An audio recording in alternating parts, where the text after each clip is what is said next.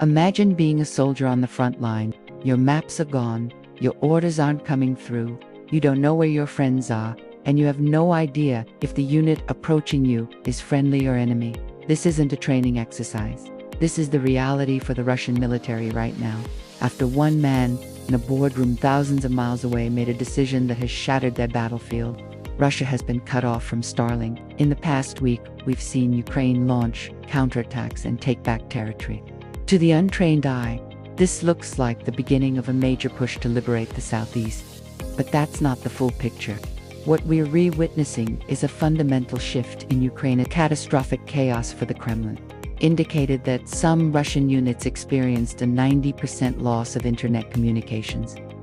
Command and control collapsed. Their target, the so-called gray zones in the southeast, particularly in the Zaporizhzhia and Dnipropetrovsk regions. But after the Starlink shutdown, those infiltrators were stranded, scared. Ukraine amassed a powerful, mechanized force using U.S. Abrams tanks and Swedish armored vehicles and swept through these areas, pushing them back across the Haika River. This isn't a counteroffensive aimed at reaching the Sea of Azov. It's a defensive preparation. Think back to 2024 and 2025. Ukraine's fallback positions were often weak. When Russia took Avdiivka, Ukrainian soldiers themselves admitted there were no serious defensive lines behind it. They retreated to unprepared positions, leading to further losses. President Zelensky himself has faced criticism for not fortifying the southern lines adequately before the full-scale invasion.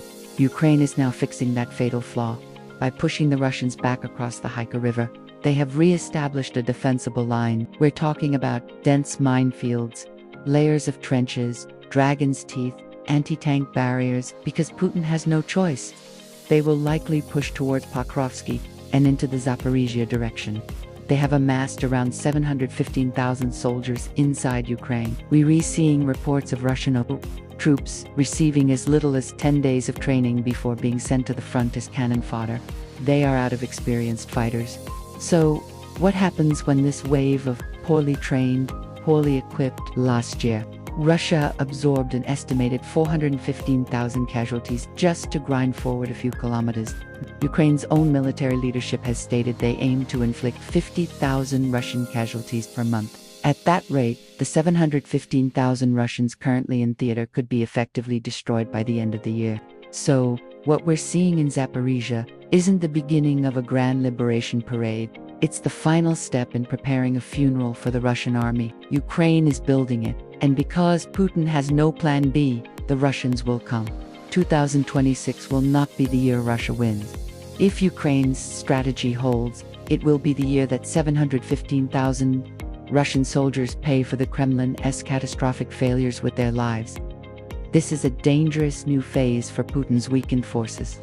They are no longer just facing a determined defender. They are facing a defender who has learned, adapted, and is now luring them into a perfectly laid trap.